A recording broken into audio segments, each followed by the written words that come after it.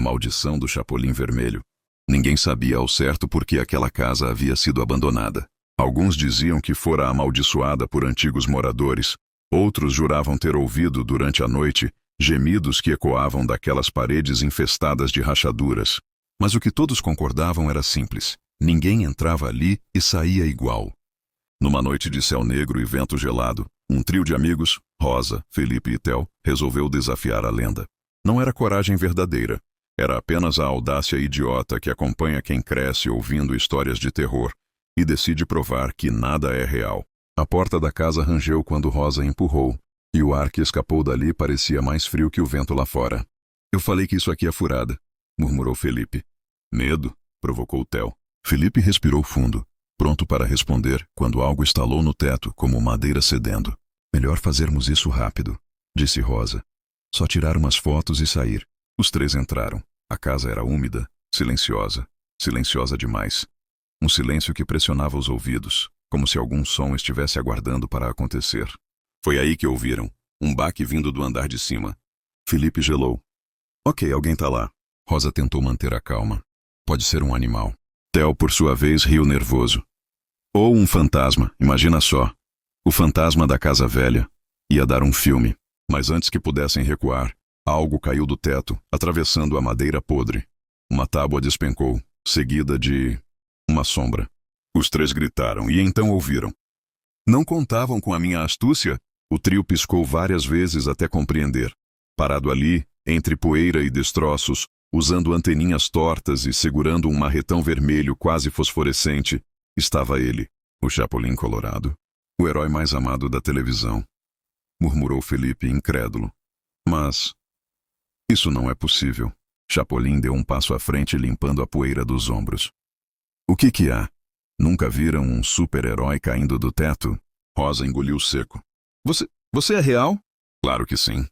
Todos os meus movimentos são friamente calculados. Mas quando ele terminou a frase, a casa tremeu, como se algo tivesse acordado lá dentro. O Chapolin ergueu seu martelo. Sigam-me os bons. Eles obedeceram por puro pânico, sem saber se estavam mais assustados com a casa ou com a aparição surreal do Chapolin. Mas à medida que o herói caminhava pelo corredor escuro, algo parecia errado com ele. Seus passos eram pesados. Seus olhos, grandes e vivos na TV, ali estavam estranhamente opacos, refletindo a escuridão, não a luz. Chapolin, você pode nos ajudar a sair daqui? Perguntou Rosa. Ele parou. Devagar. Muito devagar. Virou-se para ela. Sair, repetiu como se fosse um conceito completamente alienígena. Mas vocês acabaram de chegar. O vento soprou, fazendo as janelas tremerem. A luz do luar atravessou o corredor, iluminando o rosto do herói. Foi então que Rosa percebeu. A pele dele estava rachada. Não como pele humana, como tinta velha descascando de um boneco. Chapolin, o que aconteceu com você? Theo sussurrou. Ele inclinou a cabeça de lado. Eu fiquei aqui, por muito tempo. As pessoas me esquecem, sabiam? Mas a casa nunca esquece quem entra. O chão vibrou sob seus pés, como se algo estivesse se movendo por baixo. Os três recuaram, mas Chapolin levantou o marretão. Não tenham medo. Ele sorriu, um sorriso largo demais. Esta casa também respira. Ela precisa de novos visitantes, para continuar viva. E novamente o estrondo ecoou, dessa vez mais perto, vindo das paredes, como se pulmões gigantescos estivessem enchendo de ar. Rosa gritou. A casa está respirando! Chapolin virou-se para a parede ao lado e bateu com o marretão. Ao invés de quebrar a parede, latejou, como carne viva. Quando ele retirou o martelo, a parede se abriu, expondo algo que jamais deveria existir dentro de uma estrutura. Tecido úmido, pulsante, como um órgão colossal. Felipe vomitou. Theo caiu de joelhos. Chapolin abriu os braços, feliz. Bem-vindos ao coração da casa. A parede se contraiu, e um gemido profundo ecoou da estrutura inteira. A casa estava viva e faminta. Os três correram. Voltem aqui! Gritou o Chapolin. A voz distorcida, duplicada, como se falassem duas versões dele ao mesmo tempo. Ainda não fiz o meu golpe final! Eles subiram as escadas, mesmo rangendo, mesmo sabendo que poderiam cair. Atrás deles passos ecoavam cada vez mais rápidos, mas não pareciam passos humanos. Pareciam arrastados, como se algo estivesse assumindo uma forma mais monstruosa. No segundo andar encontraram a porta de um quarto.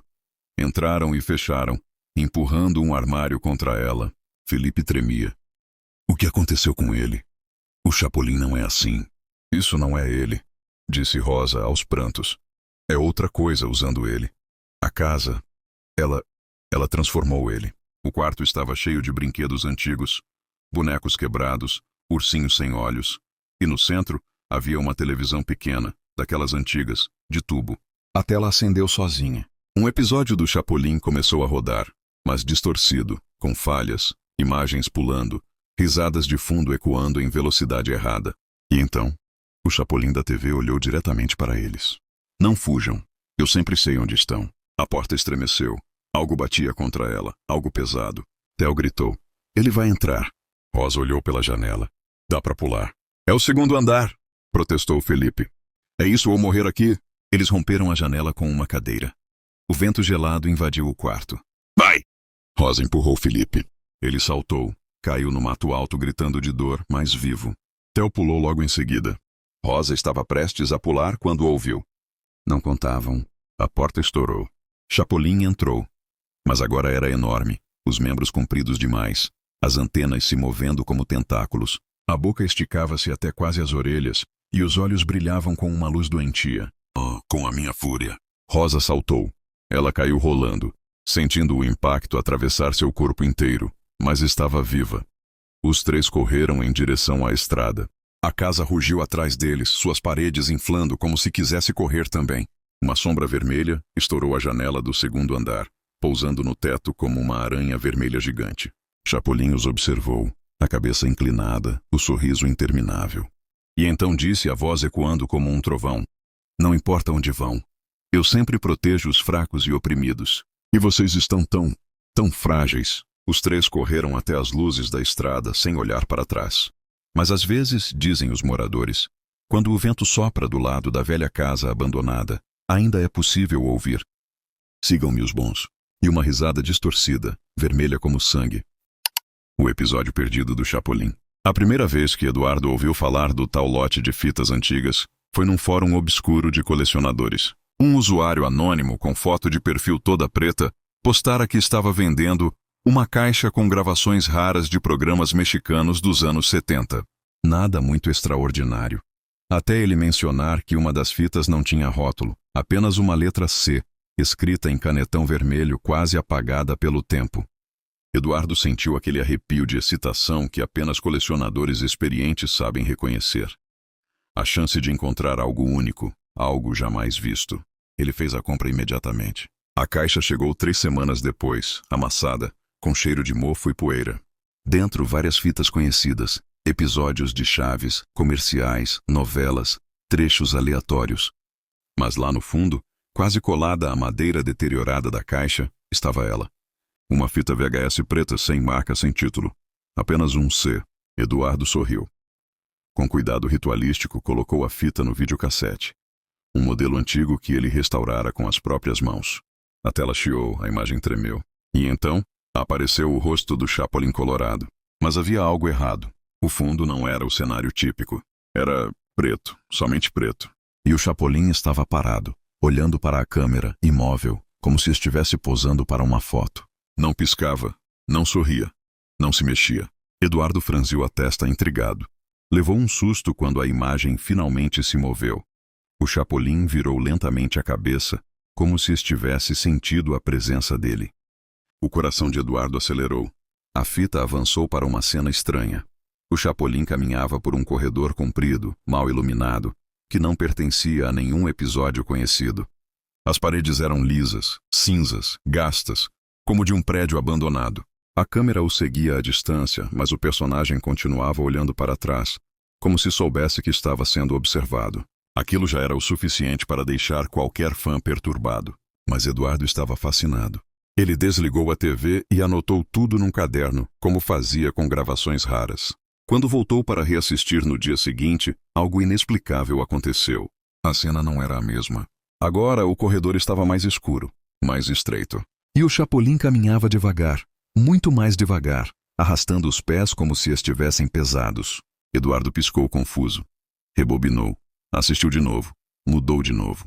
A cada nova vez que ele colocava a fita, as cenas se alteravam sutilmente.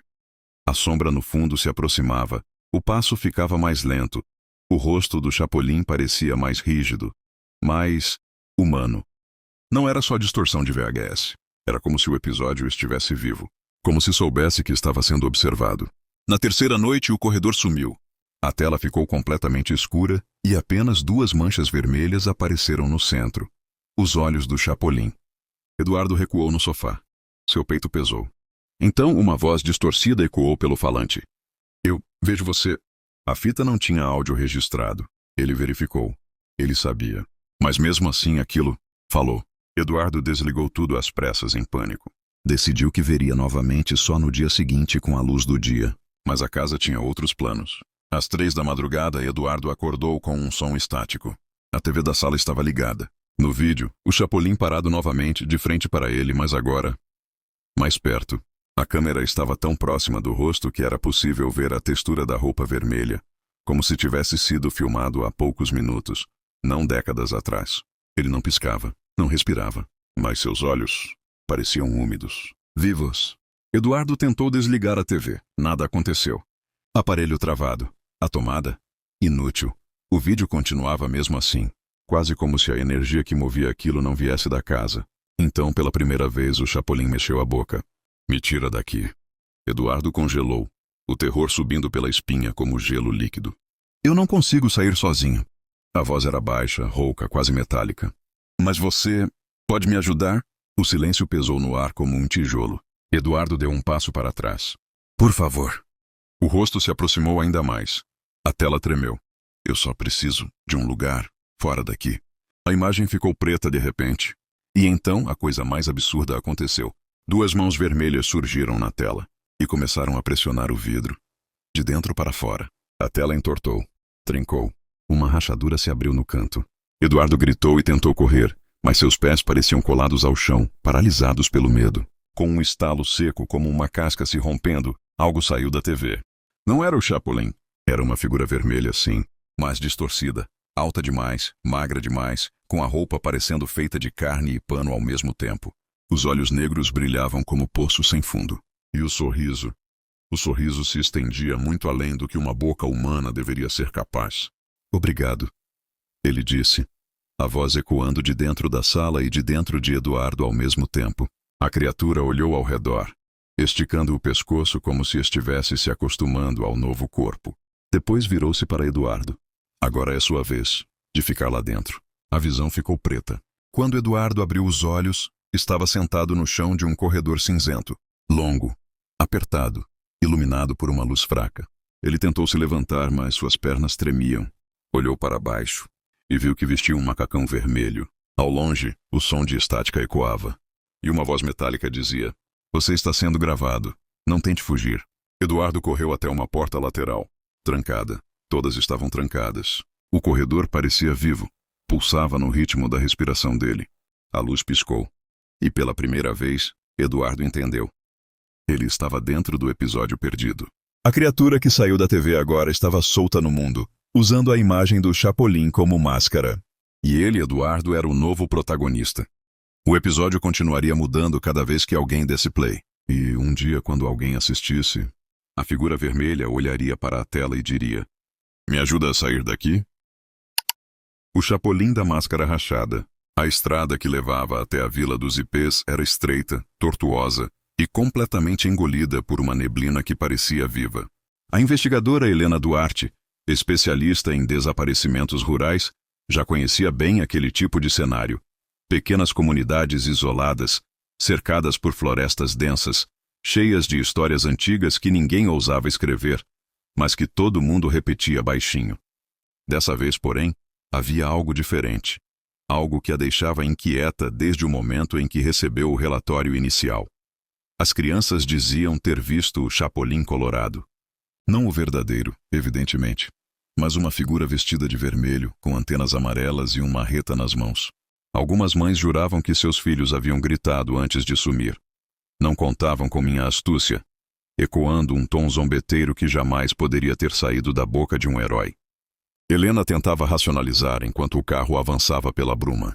Talvez fosse um sequestrador usando a fantasia como disfarce, um maníaco aproveitando a imagem inofensiva do personagem. Mas por que aquele ícone? Por que naquela vila? Quando finalmente avistou o letreiro de madeira que dizia "Bem-vindos à Vila dos Ipês", já sentia o peso do silêncio. Não havia movimento. Não havia risos de crianças. Apenas portas semicerradas e janelas escuras observando-a como olhos tímidos. Ela estacionou em frente à pequena delegacia local, onde o sargento Linhares aguardava, visivelmente exausto. "Obrigado por vir tão rápido", ele disse, apertando-lhe a mão. "A coisa aqui fugiu do controle." "Me dê tudo o que tiver", respondeu Helena. Entraram na delegacia, onde 3 mães permaneciam sentadas, olhos vermelhos, tremendo. Helena percebia algo em comum nelas: medo, mas também vergonha. Como se tivessem visto algo que não ousavam admitir em voz alta. Linhares entregou-lhe uma pasta repleta de relatos, mas um deles chamou sua atenção. Era escrito por uma menina de 9 anos que sobrevivera a um encontro com o Chapolin. Ele tinha a roupa vermelha, mas parecia velha, descosturada. A boca não se mexia quando ele falava. Era uma boca pintada, torta, como se tivesse sido rasgada depois. A marreta dele era grande demais. E quando ele correu atrás da minha amiga, a antena dele caiu. E não era antena. Era um pedaço de osso branco. Helena franziu o senho. "Osso. E tem mais", disse Linhares, abrindo uma gaveta e tirando um objeto embrulhado num pano. "Encontramos isso perto da trilha onde a última criança sumiu." Quando ele desenrolou o tecido, Helena recuou instintivamente. Era uma máscara do Chapolin Colorado. Mas não era de plástico nem de borracha. Parecia feita de osso polido, rachado no centro, como se tivesse sido forçada a moldar um rosto sorridente. A rachadura pulsava levemente, como uma batida de coração abafada. "Ela faz isso desde que encontramos", murmurou o sargento. Helena aproximou um dedo com cuidado. O osso estava morno, vivo. A máscara vibrou, emitindo um som baixo, quase como um sussurro. Ela deixou o pano cair e deu 2 passos para trás. "Isso não é humano." Linhares engoliu seco. "Eu sei." Naquela noite, Helena decidiu seguir a trilha onde encontraram a máscara. A floresta ao redor da vila era densa, com árvores tão altas que pareciam formar um teto natural. A luz da lua mal penetrava entre as folhas. Cada passo parecia ser absorvido pelo chão macio, coberto de musgo. A investigadora não costumava sentir medo fácil, mas havia algo ali que a fazia olhar por cima do ombro constantemente, como se houvesse alguém caminhando logo atrás, sempre a um passo de distância. Aproximando-se de uma clareira, ela ouviu sussurros infantis. Não contavam com minha astúcia. Ela congelou. Não era voz de criança. Era uma voz rouca, estalando, como se estivesse usando cordas vocais que não lhe pertenciam. Helena apagou a lanterna, respirou fundo e avançou silenciosamente até a origem do som. Foi quando viu. No centro da clareira havia uma figura curvada, magra, alta demais para ser humana. Usava o clássico uniforme vermelho, mas deformado, rasgado, grudado ao corpo como pele fresca. As antenas eram 2 fragmentos alongados de osso, presos à cabeça. A máscara estava rachada, e por trás dela algo se movia, como músculos tentando imitar expressões humanas. A criatura segurava algo gigantesco nas mãos, uma marreta, mas feita de vértebras e placas costais unidas por tendões escurecidos. E ao redor dela, pequenas sombras estavam empilhadas, brinquedos quebrados, sapatos infantis, mochilas. Helena mordeu o lábio, contendo um grito. A entidade ergueu a cabeça lentamente. A máscara rachada se abriu um pouco, revelando carne escura, pulsante. "Eu sou o Chapolin", disse a criatura, cada sílaba rangendo como se fosse empurrada para fora de um cadáver. Helena deu um passo involuntário para trás, e o galho sob seus pés estalou. A criatura virou-se instantaneamente e correu. Não correu como um humano. Não correu como um animal. Correu como algo que imita movimentos humanos, mas não os compreende. Os passos eram longos demais. Os braços balançavam em ângulos impossíveis. A cabeça pendia para os lados como se estivesse prestes a cair. Helena disparou pela floresta, desviando das raízes, tentando manter a respiração controlada. A coisa gritava atrás dela. Gritos que mudavam de timbre, como se testasse vozes diferentes, tentando encontrar a que melhor enganaria crianças. "Vem cá, meus pequenos!" chiava. "Não contavam com minha astúcia." Helena conseguiu alcançar um barranco e se jogou para baixo, rolando entre folhas e pedras até cair num pequeno riacho seco. Ficou imóvel, prendendo a respiração. A criatura parou no topo do barranco. Osso pingava de sua marreta, embora não houvesse sangue. A máscara pulsava descompassada, como se reagisse ao cheiro dela. Eu sei que está aí. Helena fechou os olhos lentamente, sacando a pistola. Mas a criatura não desceu. Apenas virou a cabeça ao contrário, literalmente ao contrário, e apontou para algo atrás dela. Quando Helena se virou, viu 3 crianças pálidas, imóveis, encarando-a de olhos vazios. E todas usavam pequenas máscaras rachadas. Eles me ajudam, disse o Chapolin da máscara rachada com um sorriso que não existia. Crianças sempre ajudam. As 3 avançaram ao mesmo tempo. A investigadora disparou para o lado, escalando a encosta de novo. Os pequenos não corriam. Deslizavam sem dobrar joelhos. Helena alcançou o topo, mas a criatura havia sumido. Por alguns minutos, apenas o silêncio. Até que uma voz infantil ecoou bem ao seu lado. Sigam-me os bons. Helena girou e tropeçou para trás. A frase não viera de uma criança. Viera do chão, das árvores, da neblina. A floresta inteira parecia repetir aquelas palavras como um mantra distorcido. Ela correu. Correu até não sentir mais as pernas. Correu até ver as luzes fracas da vila. Ao chegar à delegacia, Helena encontrou Linhares de pé, segurando a máscara que ela havia deixado ali. Mas algo estava diferente. Ele parecia distante, como se não estivesse realmente olhando para ela. Sargento! Ela chamou, arfando. Ele levantou a máscara. Ela agora brilhava com uma veia pulsante mais forte. Ele me mostrou, disse Linhares, sorrindo de um jeito estranho. Me mostrou o que ele é, o que ele pode ser. Ele não copia só heróis. Ele copia memórias, medos, ídolos. Ele se molda ao que as crianças amam e ao que os adultos esquecem. Helena recuou. Afaste-se da máscara, Linhares. Ela está influenciando você. Não. Ele aproximou a máscara do próprio rosto. Ela está me revelando. A máscara gritou. Não um grito humano, mas um rugido que reverberou pelo prédio inteiro, trincando janelas. As rachaduras se abriram mais, revelando dentes atrás do osso, como se a máscara fosse apenas a tampa de uma boca faminta. Não contavam, rugiu a entidade de dentro da máscara. Helena sacou a arma, mas era tarde demais. Linhares colocou a máscara, e tudo desapareceu no escuro. Quando a consciência voltou, Helena estava amarrada por tiras de tecido vermelho, presas a um tronco no meio da floresta. Ao redor, dezenas de crianças com máscaras rachadas formavam um círculo silencioso. No centro da clareira, a criatura agora era 2 vezes maior. Usava o uniforme perfeitamente ajustado. A marreta brilhava, e a máscara de osso, agora inteira, sem rachaduras, tinha a expressão exata, assustadoramente exata, do Chapolin Colorado. Agora, sou completo, disse a entidade com voz firme, humana demais. Obrigado, Helena. Você trouxe a última peça que eu precisava. A investigadora tentou gritar. A entidade aproximou a marreta. Sigam-me os bons. Foi a última frase que ouviu antes da floresta apagar sua existência. Semanas depois, turistas que passavam pela região relataram ter visto um homem de vermelho entre as árvores, sempre acenando com uma marreta enorme e com um sorriso largo demais para ser real. Alguns juram ter ouvido risadas de crianças ecoando atrás dele. Mas ninguém nunca consegue chegar perto, porque assim que tentam, a máscara se racha de novo. E o Chapolin volta à caça. A casa onde o Chapolin nunca saiu.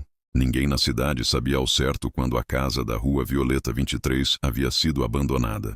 Os vizinhos diziam que à noite as janelas respiravam, inflavam e esvaziavam, como se os tijolos sentissem dor. Outros juravam ouvir aplausos abafados vindos lá de dentro, seguidos por uma risada metálica, distorcida. Mas ninguém se aproximava o suficiente para conferir, exceto 4 jovens youtubers em busca de conteúdo. Laura, Igor, Madu e Felipe estavam gravando uma série sobre lugares assombrados. Tinham começado por casas antigas, fábricas abandonadas, nada que realmente funcionasse. Precisamos de um viral, dizia Igor. Foi então que encontraram a história da tal casa respirante. É só mais uma lenda urbana, disse Felipe, regulando a câmera. Ótimo, disse Madu. Lendas dão cliques. A gente entra, grava uns sustos, põe no ar e pronto, completou Laura. Nada demais. Eles foram até lá ao anoitecer. Era um erro, sabiam, mas o medo rendia mais visualizações. A casa, enorme e escura, tinha a pintura descascada como pele velha. E, quando chegaram junto ao portão, todos sentiram, não apenas viram, as paredes inflarem levemente, como um suspiro lento e úmido. Deve ser o vento, tentou Igor, embora o ar estivesse parado. A porta estava encostada. Felipe a empurrou.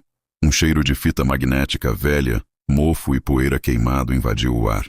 E então ouviram: "Siga-me os bons!" A frase ecoou pelos corredores, mas de um jeito disforme, arrastado, como se tivesse saído de dentro de uma televisão quebrada. "Isso foi o Chapolin?"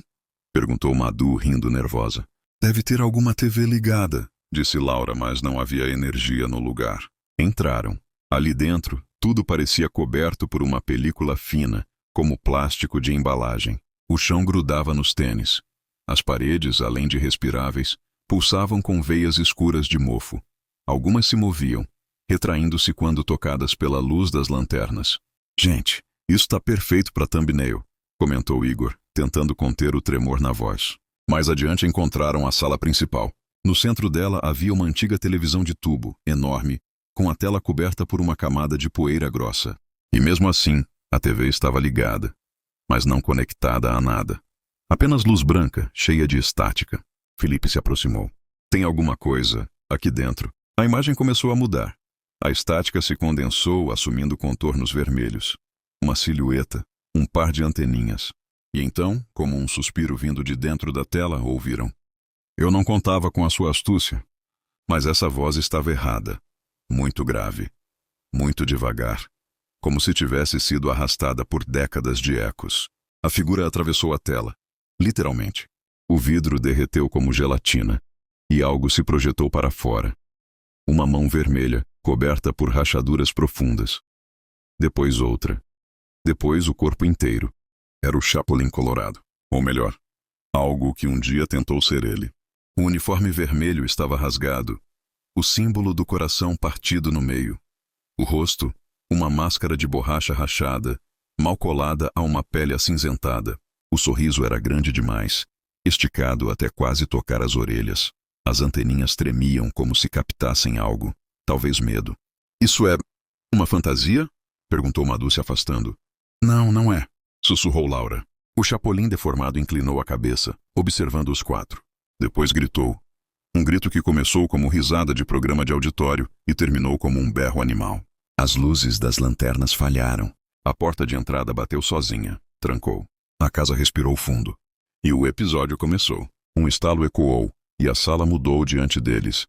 As paredes se reorganizaram, como cenários sendo rearrumados. O sofá surgiu do nada. As cortinas ficaram vermelhas. Os móveis se alinharam como se seguissem um roteiro. A TV exibia créditos que eles nunca tinham visto. "Isso é impossível", disse Felipe. "A casa tá gravando?" A plateia invisível começou a aplaudir. O Chapolin se moveu com passos curtos e trêmulos. Aproximou-se de Felipe, que segurava a câmera. Deu 2 tapinhas no ombro dele, leves, quase amigáveis. Então, com a mesma velocidade, enfiou a marreta biônica no peito do rapaz. O estalo ecoou como um golpe de programa infantil, mas o resultado foi real. Sangue explodiu em todas as direções. Felipe caiu de joelhos, a câmera filmando o próprio corpo tombar. A plateia riu. A risada era errada, alta demais, repetida demais, como um loop quebrado.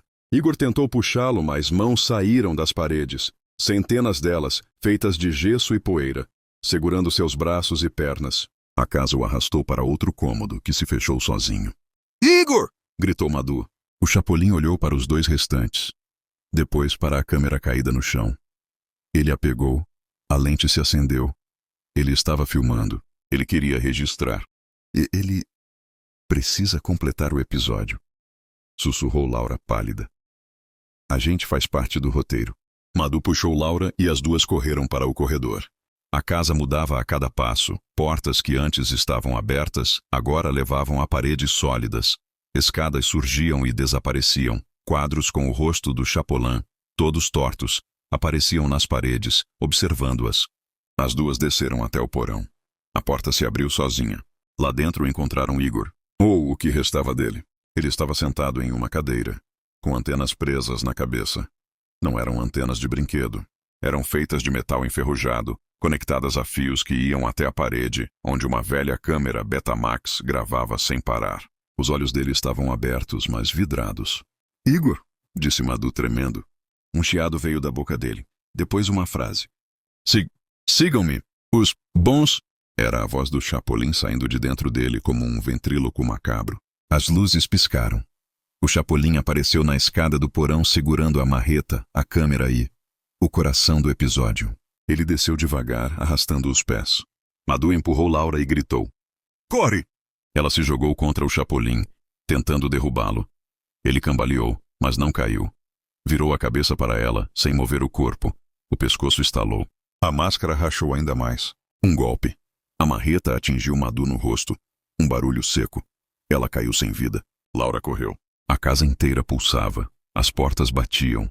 As paredes se estreitavam, obrigando Laura a seguir apenas em uma direção. De volta ao cômodo da entrada. A televisão estava ali. A tela mostrava tudo o que tinha acontecido. Os 3 amigos mortos como se fosse um episódio antigo, com cores saturadas e ruído na imagem. E no canto aparecia um título. Episódio perdido. A casa onde o Chapolin nunca saiu. O Chapolin surgiu atrás dela. Ela sentiu a respiração quente e metálica na nuca. Por favor, implorou Laura. Por favor, deixa eu sair. Ele a segurou pelo braço, levou-a até a tela. A superfície gelatinosa começou a absorvê-la, como um filme que engole seus personagens. Ela tentou se soltar, mas o Chapolin empurrou sua cabeça contra o vidro. O corpo dela se espalhou pela tela como tinta vermelha. A plateia aplaudiu. E o episódio terminou. A televisão desligou. O Chapolin ficou parado, imóvel, até que a tela acendeu novamente com estática. Um novo título apareceu. Passos do lado de fora. A porta se abriu sozinha. Novas pessoas entraram curiosas, prontas para gravar vídeos. A casa respirou fundo. E então, de algum lugar escuro, a voz ecoou. Não contavam com minha astúcia. E o próximo capítulo começou. O chamado da marreta maldita. Quando desembarcou na pequena cidade costeira de San Telmo, Eduardo só queria descanso. Depois de meses exaustivos de trabalho, decidiu que merecia alguns dias num local simples, com ar do mar, comida barata e silêncio. Mas o que encontrou logo no primeiro dia foi um mercado de antiguidades instalado num galpão de madeira quase caindo aos pedaços. Um lugar que parecia parado no tempo. Havia coisas estranhas ali. Manuais de escolas extintas, fotografias amareladas de pessoas desconhecidas, brinquedos quebrados e até ferramentas usadas por pescadores de décadas passadas.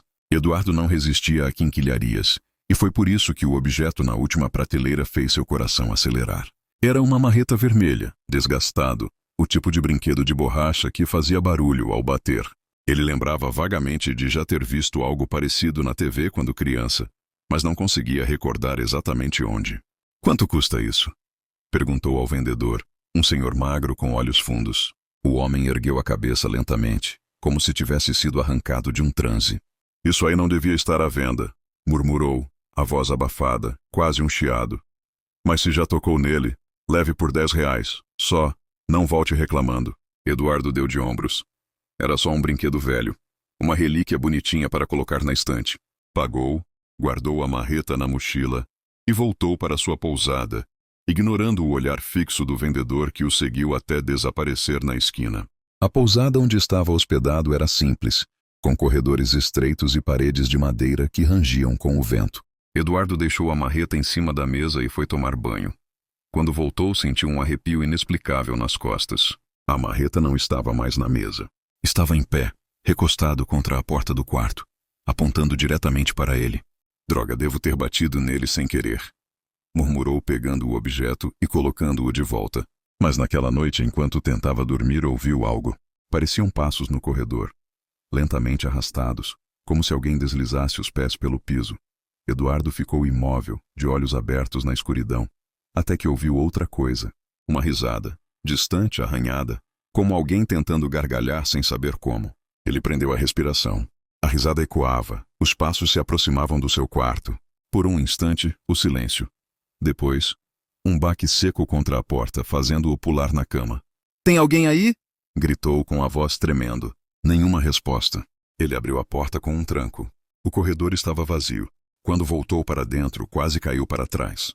A marreta estava em cima do travesseiro, Eduardo levou o objeto de volta ao mercado, mas encontrou o galpão fechado, as janelas lacradas com tábuas pregadas. Pessoas na rua diziam que aquele lugar não funcionava havia anos. Não é possível, murmurou recuando alguns passos. A sensação de estar sendo observado cresceu dentro dele. Virou várias vezes, mas não viu ninguém. Mesmo assim, ouviu, vindo de algum beco próximo, uma voz rouca, rachada, quase infantil. Não contavam com a minha volta. Eduardo gelou por inteiro. Voltou correndo para a pousada, decidido a se livrar da marreta. Jogou-o no lixo da rua, respirando aliviado. Entrou no quarto e, pela primeira vez, sentiu que poderia descansar. Mas ao abrir a porta, seu alívio morreu instantaneamente. A marreta estava no chão, bem no centro do quarto, como se alguém o tivesse cuidadosamente posicionado ali. E no espelho, escrito embaçado como com um dedo molhado: não contavam. Eduardo tentou permanecer acordado, mas o cansaço o venceu. Adormeceu perto das 3 da manhã. Foi acordado por um som estranho. A marreta vibrava sozinho sobre a cômoda. Girava levemente para a esquerda, depois para a direita, até apontar diretamente para a janela. "O que você quer?" gritou Eduardo, desesperado. Como resposta, ouviu passos no telhado, lentos, pesados. Depois, algo arranhando o vidro da janela, traçando linhas longas e tortas. Ele se aproximou devagar e puxou a cortina. Nada. Mas a marca no vidro estava lá. Longa, tortuosa, profunda. E então, a risada ecoou atrás dele. Virou-se num pulo. A marreta agora estava na porta. E havia uma sombra atrás dele. Uma sombra que antes não estava ali. Alta, magra, tremulando como fumaça vermelha. Aos poucos ganhou forma, até mostrar um contorno humanoide, vestindo algo que lembrava uma roupa apertada, e olhos brilhantes. Não contavam com a minha volta, repetiu a voz rachada. A sombra deu um passo à frente, e Eduardo sentiu um cheiro de maresia podre, como se algo tivesse apodrecido dentro do próprio oceano. Ele tentou fugir da cidade. Arrumou a mala em segundos, desceu as escadas correndo e saiu para a rua. Mas assim que pisou fora da pousada, percebeu que algo estava errado. As pessoas olhavam para ele. Todas. Alguns tinham olhos vermelhos, outros sorrisos rasgados demais. Uma mulher segurava uma criança pela mão, mas a criança não tinha rosto. Um velho acenou, mas seu braço parecia feito de borracha retorcida. A voz ecoou novamente como vinda de todos os cantos. "Onde você vai? Não contavam com a minha volta, mas eu voltei para você." Eduardo correu sem olhar para trás. Encontrou-se um penhasco à beira do Mar Bravo. O vento uivava como um lamento. Ele encarou a marreta em sua mão. Nem lembrava de tê-lo pegado. Sentiu náuseas. A borracha antiga parecia quente, pulsante, viva. "Eu vou acabar com isso!" gritou, levantando-o. Mas uma mão gelada segurou seu pulso. A sombra estava atrás dele. Aquela figura vermelha, magra, disforme. O rosto, se é que podia ser chamado de rosto, era uma mistura cruel de máscara rachada, olhos vazios e um sorriso rachurado que não pertencia a nenhum ser humano. "Não contavam com a minha força", sussurrou a criatura, aproximando o rosto dele. Eduardo caiu de joelhos. A sombra tocou sua testa. E ele viu. Viu crianças rindo diante da TV. Viu um herói cômico, pequeno, frágil, mas sempre pronto para ajudar. Viu a marreta usado para salvar vidas. E então, viu a transformação. Viu a marreta absorvendo medo, dor, desespero ao longo dos anos, até que não restasse nada além de uma versão distorcida do que um dia foi. Uma criatura nascida da nostalgia corrompida, das memórias quebradas, da esperança que vira cinzas. "Agora você é meu ajudante", murmurou a sombra. "Meu novo herói." Eduardo não lembra como voltou ao seu quarto. Não lembra de deitar. Apenas sabe que acordou com o mar retumbando lá fora, mais furioso do que nunca. E a marreta estava ao seu lado, como sempre. Mas dessa vez não vibrava. Estava sorrindo. Sim, alguém, ou algo, havia desenhado um sorriso torto nele, como se rasgado por dentro. A borracha parecia carne, e o sorriso parecia pulsar. Eduardo tentou gritar, mas não conseguiu. Seus músculos não respondiam mais. Suas mãos moveram-se sozinhas, segurando o marretão. Seus pés o levaram até o espelho. A sombra estava atrás dele, alta, magra, vermelha, e ria com aquele som rachado e interminável. "Chegou a hora. Vamos mostrar ao mundo que..." O herói voltou. Eduardo viu seu reflexo. Não era mais ele.